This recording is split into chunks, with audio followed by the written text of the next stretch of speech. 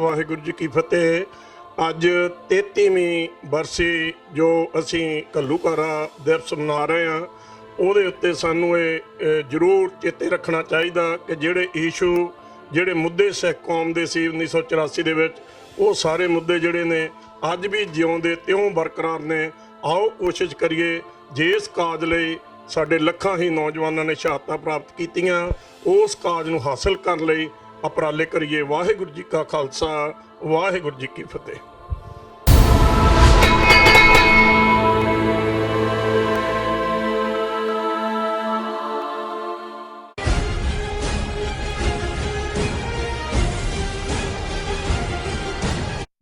Viewers welcome back ਅਨ hour programme. ਅੱਜ ਦਾ ਜੋ third issue ਸੀ ਉਹ ਇਹ ਸੀ ਕਿ 1984 ਦੇ ਘੱਲੂਘਾਰੇ ਦਾ ਸੱਚ ਲੁਕਾਉਣ ਲਈ ਭਾਰਤ ਵੱਲੋਂ ਸਿੱਖਾਂ ਅਤੇ ਮੁਸਲਮਾਨਾਂ ਦੀ ਵਰਤੋਂ ਕੀਤੀ ਜਾ ਰਹੀ ਹੈ। ਇਸ ਉੱਪਰ ਡਾਕਟਰ ਸਾਹਿਬ ਨੇ ਆਪਣੇ ਖੁੱਲ੍ਹ ਕੇ ਵਿਚਾਰ ਦਿੱਤੇ। ਸੋ ਹੁਣ ਆਪਾਂ ਗੁਰਮਤਿ ਵਿਚਾਰਾਂ, ਗੁਰਬਾਣੀ ਵਿਚਾਰਾਂ, ਅਸੀਂ ਡਾਕਟਰ ਸਾਹਿਬ ਕੋਲੋਂ ਉਹਨਾਂ ਦੇ ਵਿਚਾਰ ਸੁਣਦੇ ਹਾਂ ਤੇ ਸਾਡੇ ਨਾਲ ਇਸੇ ਤਰ੍ਹਾਂ ਹੀ ਬਣੇ ਰਹਿਣਾ।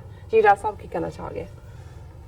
ਦੇਖੋ, ਗੁਰੂ ਗ੍ਰੰਥ ਸਾਹਿਬ ਜੀ 'ਚ ਜਦੋਂ ਅਸੀਂ ਭਗਤ ਬਾਣੀ ਦੀ ਵਿਚਾਰ ਕਰਦੇ ਤੇ ਭਗਤ ਨਾਮਦੇਵ ਜੀ ਦੀ ਬਾਣੀ, ਜਿਨ੍ਹਾਂ ਦੇ 61 ਸ਼ਬਦ ਗੁਰੂ ਗ੍ਰੰਥ ਸਾਹਿਬ 'ਚ ਦਰਜ ਨੇ, ਉਹਨਾਂ 'ਚੋਂ ਇੱਕ ਸ਼ਬਦ ਦੀ ਵਿਚਾਰ ਅਸੀਂ ਵੀਰਵਾਰ ਦੇ ਪ੍ਰੋਗਰਾਮ 'ਚ ਕਰਦੇ ਜੀ।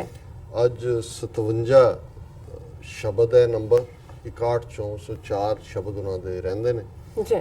ਔਰ ਇਹ ਉਹ ਸ਼ਬਦ ਹੈ ਜਿਸ ਨੂੰ ਅਕਸਰ ਰਾਗੀ ਸਿੰਘ ਬਹੁਤ ਗਾਇਨ ਕਰਦੇ ਨੇ। ਔਰ ਮੈਂ ਇਹ ਵੀ ਦੇਖਦਾ ਕਿ ਜਿਹੜੇ ਸ਼ਬਦ ਤੁਸੀਂ ਸੁਣਦੇ ਹੋ ਸੰਗੀਤ ਦੇ ਵਿੱਚ ਜਾਂ ਜ਼ਾਹਰ ਹੈ ਰਾਗ ਦੇ ਵਿੱਚ ਜਾਂ ਰਾਗੀ ਸਿੰਘਾਂ ਰਾਹੀਂ ਗਾਇਨ, ਉਹ ਤੁਹਾਨੂੰ ਜਾਂ ਸੰਗਤ ਕਿਉਂਕਿ ਨਾਲ ਨਾਲ ਵੀ ਬੋਲਦੀ ਹੈ, ਉਹ ਕੰਠ ਵੀ ਹੋ ਜਾਂਦੇ ਨੇ। ਔਰ ਇਹ ਬੜਾ ਪਿਆਰਾ ਸ਼ਬਦ ਹੈ। ਲੇਕਿਨ ਇਹ ਸ਼ਬਦ ਭਾਰਤ ਦੀ ਉਦੋਂ ਕੀ ਪ੍ਰੋਬਲਮ ਸੀ ਬ੍ਰਾਹਮਣਵਾਦ ਤੋਂ, ਤੇ ਅੱਜ ਕੀ ਪ੍ਰੋਬਲਮ ਹੈ, ਇਹਨੂੰ ਵੀ ਆਈਡੈਂਟੀਫਾਈ ਕਰਦਾ। ਸੋ ਜਦੋਂ ਅਸੀਂ ਗੁਰਬਾਣੀ ਦੇਖਦੇ ਹਾਂ, ਗੁਰਬਾਣੀ ਸਿਰਫ ਇੱਕ ਡਿਵਿਨਿਟੀ ਜਾਂ ਡਿਵਾਈਨ ਜਾਂ ਰੱਬੀ ਜਾਂ ਉਸ ਰੂਹ ਦੀ ਰੱਬ ਨਾਲ ਰਿਸ਼ਤੇਦਾਰੀ ਤੱਕ ਮਹਿਦੂਦ ਨਹੀਂ ਹੈ। ਇਹ ਕੁੱਲ ਮਿਲਾ ਕੇ ਜਿਹੜਾ ਸਮਾਜਿਕ ਆਲਾ ਦੁਆਲਾ ਹੈ, ਜਿਹੜੀ ਸੁਸਾਇਟੀ ਦੀ ਬਣਤਰ ਹੈ, ਜਿਹੜੀਆਂ ਆਰਥਿਕ ਸਮੱਸਿਆਵਾਂ ਨੇ, ਉਹਨਾਂ ਦਾ ਵੀ ਜਿਹੜਾ ਹੈ ਇਹ ਬੜਾ ਪਾਵਰਫੁਲੀ ਉਹਨਾਂ ਨੂੰ ਸਾਹਮਣੇ ਲਿਆਂਦੀ ਹੈ ਗੁਰਬਾਣੀ। ਔਰ ਭਗਤ ਨਾਮਦੇਵ ਜੀ ਕਿਉਂਕਿ ਇੱਕ ਮਹਾਰਾਸ਼ਟਰ ਦੇ ਵਿੱਚ ਇੱਕ ਗਰੀਬ ਛਿੰਬਾ ਪਰਿਵਾਰ ਦੇ ਨਾਲ ਸੰਬੰਧਿਤ ਸਨ, ਔਰ ਬ੍ਰਾਹਮਣਾਂ ਨੇ ਮੰਦਰਾਂ ਦੇ ਦਰਵਾਜ਼ੇ ਸ਼ੂਦਰਾਂ ਦੇ ਲਈ ਬੰਦ ਕੀਤੇ ਹੋਏ ਸੀ। ਔਰ ਜੇ ਕੋਈ ਉੱਥੇ ਜਾ ਕੇ ਚਲਾ ਗਿਆ ਤੇ ਉਹਨੂੰ ਫਿਰ ਧੱਕੇ ਮਾਰ ਕੇ ਅਪਮਾਨਿਤ ਕਰਕੇ ਕੱਢ ਦਿੱਤਾ ਜਾਂਦਾ ਸੀ, ਜਿਵੇਂ ਭਗਤ ਨਾਮਦੇਵ ਜੀ ਦੇ ਨਾਲ ਹੋਇਆ, ਅਸੀਂ ਜ਼ਿਕਰ ਕੀਤਾ ਸੀ। ਉਹਨਾਂ ਨੇ ਫਿਰ ਇਹ ਫਰਮਾਇਆ ਸੀ ਕਿ ਹੀਨੜੀ ਜਾਤ ਮੇਰੀ ਜਾਦਮ ਰਾਇਆ, ਛੀਪੇ ਕੇ ਜਨਮ ਕਾਹੇ ਕੋ ਆਇਆ, ਕਿ ਹੇ ਮੇਰੇ ਵਾਹਿਗੁਰੂ, ਤੂੰ ਮੈਨੂੰ ਇਹ ਘਟੀਆ ਜਾਤ ਦੇ ਵਿੱਚ ਕਿਉਂ ਪੈਦਾ ਕੀਤਾ, ਛਿੰਬੇ ਦੇ ਘਰ ਕਿਉਂ ਪੈਦਾ ਕੀਤਾ, ਬ੍ਰਾਹਮਣ ਦੇ ਘਰ ਕਿਉਂ ਨਹੀਂ? ਮੈਂ ਘੱਟੋ ਘੱਟ ਇਸ ਅਪਮਾਨ ਤੋਂ ਤਾਂ ਬਚ ਜਾਂਦਾ। ਔਰ ਅੱਜ ਦੇ ਸ਼ਬਦ ਦੇ ਵਿੱਚ ਵੀ ਜਿਹੜਾ ਮਲਹਾਰ ਰਾਗ ਦੇ ਵਿੱਚ ਹੈ, ਇਹੀ ਕਿ ਬਈ ਬ੍ਰਾਹਮਣਾਂ ਨੇ ਜੋ ਉਹਨਾਂ ਦੇ ਨਾਲ ਸਲੂਕ ਕੀਤਾ, ਕਿਵੇਂ ਉਹਨਾਂ ਨੇ ਆਜ਼ਜ਼ੀ ਨਾਲ ਰੱਬ ਦੇ ਅੱਗੇ ਬੇਨਤੀ ਕੀਤੀ, ਔਰ ਫਿਰ ਜਿਹੜਾ ਉਹ ਦਿਉਰਾ ਹੀ ਜਿਹੜਾ ਉਹ ਫਿਰ ਜਾਂਦਾ, ਔਰ ਪੰਡਤ ਜਿਹੜੇ ਨੇ ਉਹ ਹੱਕੇ ਬੱਕੇ ਰਹਿ ਜਾਂਦੇ ਨੇ।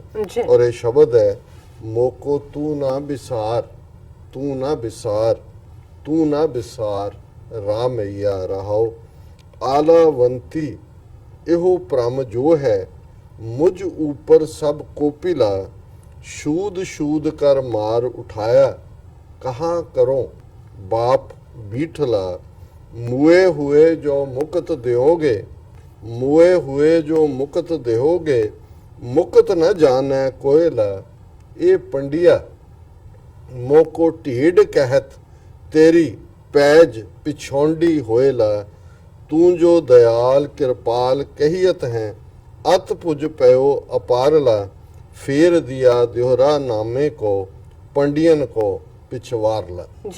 ਹੁਣ ਇਹਦਾ ਰਹਾਓ ਜਿਹੜਾ ਸੈਂਟਰਲ ਆਈਡੀਆ ਉਹ ਪਹਿਲੀ ਤੁਕ ਦੇ ਵਿੱਚ ਹੀ ਹੈ, ਮੋਕੋ ਤੂੰ ਨਾ ਬਿਸਾਰ, ਤੂੰ ਨਾ ਬਿਸਾਰ, 2 ਵਾਰ ਕਿ ਮੈਨੂੰ ਭੁੱਲੀ ਨਾ, ਮੈਨੂੰ ਕਦੇ ਭੁੱਲ ਨਾ ਜਾਈ। ਮੋਕੋ ਤੂੰ ਨਾ ਬਿਸਾਰ, ਤੂੰ ਨਾ ਬਿਸਾ, ਤੂੰ ਨਾ ਬਿਸਾਰੇ ਰਾਮਈਆ, ਮੇਰੇ ਸੋਹਣੇ ਰਾਮ, ਰਮੇ ਹੋਏ ਵਾਹਿਗੁਰੂ ਜਿਹੜਾ ਘਟ ਘਟ ਦੇ ਵਿੱਚ ਹੈ, ਹਰ ਦਿਲ 'ਚ ਵਸਦਾ ਹੈ। ਇਹ ਹਰ ਦਿਲ 'ਚ ਵਸਣ ਵਾਲੇ ਮੇਰੇ ਸੋਹਣੇ ਰਾਮ, ਮੇਰੇ ਸੋਹਣੇ ਵਾਹਿਗੁਰੂ, ਮੈਨੂੰ ਕਦੇ ਭੁਲਾਈ ਨਾ।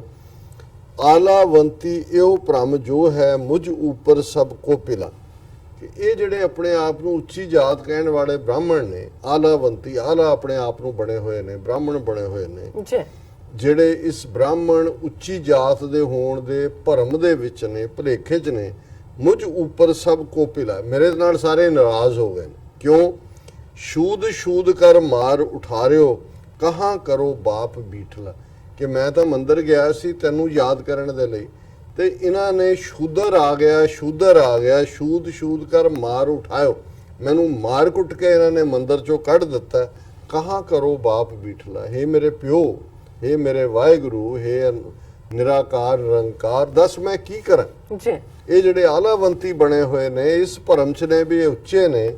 ਮੈਂ ਜਦੋਂ ਗਿਆ ਮੰਦਰ ਤੇ ਮੈਨੂੰ ਸ਼ੂਦਰ ਸ਼ੂਦਰ ਕਹਿ ਕੇ ਇਹਨਾਂ ਨੇ ਮਾਰ ਕੇ ਉੱਥੋਂ ਜਿਹੜਾ ਕੱਢ ਦਿੱਤਾ, ਮੈਂ ਕੀ ਕਰਾਂ। ਮੂਏ ਹੋਏ ਜੋ ਮੁਕਤ ਦਿਓਗੇ, ਮੁਕਤ ਨਾ ਜਾਣੈ ਕੋਇਲ। ਕਿ ਮੈਂ ਤੈਨੂੰ ਪਿਆਰ ਕਰਦਾ ਹਾਂ, ਤੇ ਜੇ ਤੂੰ ਮੈਨੂੰ ਮਰਨ ਤੋਂ ਬਾਅਦ ਹੀ ਮੁਕਤੀ ਦੇਣੀ ਹੈ, ਤੇ ਅੱਜ ਮੈਂ ਇਹ ਅਪਮਾਨਿਤ ਜ਼ਿੰਦਗੀ ਜਿਉਣੀ ਹੈ, ਤੇ ਉਸ ਮੁਕਤੀ ਨੂੰ ਮੈਂ ਚੱਟਣਾ ਲੈ ਕੇ। ਜੀ ਉਸ ਮੁਕਤੀ ਨੂੰ ਕੌਣ ਕੋਇਲਾ, ਉਹਨੂੰ ਕੌਣ ਜਾਣੇਗਾ। ਬਿਲਕੁਲ। ਕਿਉਂਕਿ ਜੇ ਅੱਜ ਮੈਂ ਤੇਰਾ ਭਗਤ ਹੈ, ਤੇਰਾ ਪਿਆਰ ਹੈ, ਤੇ ਜੇ ਮੈਨੂੰ ਇਹ ਬ੍ਰਾਹਮਣ ਅਪਮਾਨਿਤ ਕਰਦੇ ਨੇ, ਇਹ ਮੈਨੂੰ ਜਿਹੜਾ ਹਰ ਥਾਂ ਦੇ ਉੱਤੇ ਜਿਹੜਾ ਤੰਗ ਕਰਦੇ ਨੇ, ਤੇ ਮਰਨ ਤੋਂ ਬਾਅਦ ਮੈਂ ਮੁਕਤ ਤੂੰ ਮੈਨੂੰ ਦੇ ਵੀ ਦੇ, ਤੇ ਮੈਂ ਉਹਨੂੰ ਕੀ ਕਰਾਂਗਾ। ਬਿਲਕੁਲ। ਔਰ ਉਹਦੇ ਚ ਉਹਨਾਂ ਨੇ ਇਹ ਬੜੀ ਸਟਰੋਂਗ ਰਿਜ਼ੈਂਟਮੈਂਟ ਵੀ ਹੈ ਸੋਸਾਇਟੀ ਦੇ ਵਿੱਚ, ਡਿਸਕ੍ਰਿਮੀਨੇਸ਼ਨ ਦੇ ਉੱਤੇ, ਔਰ ਰੱਬ ਦੇ ਉੱਤੇ ਭਰੋਸਾ ਵੀ ਹੈ ਕਿ ਵੀ ਇਹ ਤੋੜੋ ਇਹ ਸਾਰੇ ਇਹਨਾਂ ਦੇ ਭਰਮ ਨੂੰ, ਜਿਹੜੇ ਆਲਾਵੰਤੀ ਬਣੇ ਹੋਏ ਨੇ। ਆਲਾਵੰਤੀ ਇਹੋ ਭ੍ਰਮ ਜੋ ਹੈ ਮੁਝ ਉੱਪਰ ਸਭ ਕੋ ਪਿਲਾ, ਮੇਰੇ ਤੇ ਸਾਰੇ ਜਿਹੜੇ ਨੇ ਉਹ ਖਿਜ ਰਹੇ ਨੇ। ਔਰ ਮੂਏ ਹੋਏ ਜੋ ਮੁਕਤ ਦਿਓਗੇ, ਮੁਕਤ ਨਾ ਜਾਣੈ ਕੋਇਲਾ। ਇਹ ਪੰਡਿਆ ਮੋਕੋ ਢੇਡ ਕਹਿਤ, ਤੇਰੀ ਪੈਜ ਪਿਛੋਂਡੀ ਹੋਏਲਾ। ਢੇਡ ਹੁੰਦਾ ਨੀਚ। ਇਹ ਪੰਡਤ ਮੈਨੂੰ ਨੀਚ ਕਹਿੰਦਾ ਤੇ ਮੈਂ ਤੇਰਾ, ਤੇ ਜੇ ਮੈਨੂੰ ਨੀਚ ਕਹਿੰਦਾ, ਮੇਰਾ ਕੁਝ ਨਹੀਂ ਜਾਂਦਾ, ਇਹ ਤੇਰੀ ਹੇਠੀ ਹੋ ਰਹੀ। ਬਿਲਕੁਲ। ਇਹ ਹੁਣ ਤੂੰ ਦੇਖ ਵੀ ਤੂੰ ਇਹ ਕਿਵੇਂ ਤੋੜਨਾ।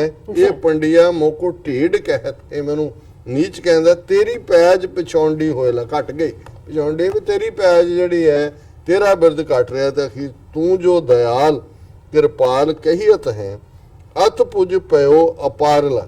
ਕਿ ਹੇ ਵਾਹਿਗੁਰੂ, ਤੈਨੂੰ ਦਿਆਲ ਵੀ ਕਿਹਾ ਜਾਂਦਾ ਹੈ, ਕਿਰਪਾਲ ਵੀ ਕਿਹਾ ਜਾਂਦਾ ਹੈ, ਤੂੰ ਬਹੁਤ ਬਲੀ ਹੈ, ਅਤਪੁਜ ਹੈ, ਔਰ ਅਪਾਰਲਾ ਤੂੰ ਬੇਅੰਤ ਹੈ, ਤੇ ਕਰ। ਔਰ ਫਿਰ ਕੀ ਕੀਤਾ ਉਸ ਬੇਅੰਤ ਵਾਹਿਗੁਰੂ ਨੇ? ਫੇਰ ਦਿਆ ਦਿਓਹਰਾ ਨਾਮੇ ਕੋ, ਪੰਡੀਅਨ ਕੋ ਪਿਛਵਾਰਲਾ। ਕਿ ਉਹ ਦਿਓਹਰਾ ਫਿਰਿਆ, ਉਹਨੂੰ ਤਾਂ ਕੱਢ ਕੇ ਬਾਹਰ ਪਿਛਲੇ ਪਾਸਿਓਂ ਕੱਢਿਆ ਸੀ। ਦਿਓਰੇ ਦਾ ਮੂੰਹ ਜਿਹੜਾ ਹੈ ਨਾਮਦੇਵ ਦੇ ਸਾਹਮਣੇ ਆ ਗਿਆ, ਤੇ ਪੰਡਤਾਂ ਨੂੰ ਜਿਹੜਾ ਉਹ ਪਿਛਵਾੜਾ ਮਿਲਿਆ। ਸੋ ਜ਼ਾਹਰ ਹੈ ਕਿ ਇਹ ਜਿੱਥੇ ਇੱਕ ਭਗਤ ਦੀ ਰੱਬ ਦੇ ਨਾਲ ਪਿਆਰ ਕਹਾਣੀ ਦਾ ਜਿਹੜਾ ਉਹ ਉਮਾ ਹੈ, ਉੱਥੇ ਇਹ ਵੀ ਪੁਆਇੰਟ ਆਊਟ ਕਰਦਾ ਹੈ ਕਿ ਬ੍ਰਾਹਮਣ ਦੀ ਅਜ਼ਾਰੇਦਾਰੀ ਕਿਸ ਹੱਦ ਤੱਕ ਸੀ, ਔਰ ਕਿਵੇਂ ਜਿਹੜੇ ਆਮ ਲੋਕ ਨੇ ਜਿਨ੍ਹਾਂ ਨੂੰ ਸ਼ੂਦਰ ਬਣਾਇਆ ਹੋਇਆ ਸੀ, ਉਹ ਕਿਸ ਕਦਰ ਬ੍ਰਾਹਮਣਾਂ ਦੇ ਜ਼ੁਲਮ ਥੱਲੇ ਪਿਸ ਰਹੇ ਸਨ। ਜੀ ਰਾਜ ਸਾਹਿਬ, ਤੁਹਾਡਾ ਬਹੁਤ ਬਹੁਤ ਸ਼ੁਕਰੀਆ। ਤੁਸੀਂ ਅੱਜ ਦੇ ਅਹਿਮ ਇਸ਼ੂ ਤੇ ਅੱਜ ਦਾ ਵਿਚਾਰ ਸਾਡੇ ਦਰਸ਼ਕਾਂ ਨਾਲ ਸਾਂਝਾ ਕੀਤਾ। ਇਸ ਨਾਲ ਆਪਣੇ ਵਿਊਅਰਸ ਕੋਲ ਨੇ ਇਜਾਜ਼ਤ। ਵਿਊਅਰਸ, ਤੁਹਾਡਾ ਹੀ ਬਹੁਤ ਬਹੁਤ ਸ਼ੁਕਰੀਆ। ਤੁਸੀਂ ਆਪਣੇ ਕੀਮਤੀ ਸਮੇਂ 'ਚ ਸਮਾਂ ਕੱਢ ਕੇ ਸਾਨੂੰ ਆਪਣੇ ਰਾਏ ਤੇ ਸੁਝਾਅ ਭੇਜੇ ਨੇ, ਤਾਂ ਭੇਜਦੇ ਰਹਿਣਾ ਸਾਡੇ ਇਸ ਪਤੇ ਤੇ sos@tv84.tv ਤੇ। ਅਸੀਂ ਆਪਣਾ ਪ੍ਰੋਗਰਾਮ ਲੈ ਕੇ ਫਿਰ ਦੁਬਾਰਾ ਹਾਜ਼ਰ ਹੋਵਾਂਗੇ। ਤਦ ਤੱਕ ਲਈ ਮੈਨੂੰ ਤੇ ਆਪਣਾ ਸੁਣਾ ਗਿਆ ਦਿਓ। ਦੇਖਦੇ ਰਹੋ TV84। ਬੁਲਾ ਦਿਓ ਫਤਿਹ। ਵਾਹਿਗੁਰੂ ਜੀ ਕਾ ਖਾਲਸਾ, ਵਾਹਿਗੁਰੂ ਜੀ ਕੀ ਫਤਿਹ।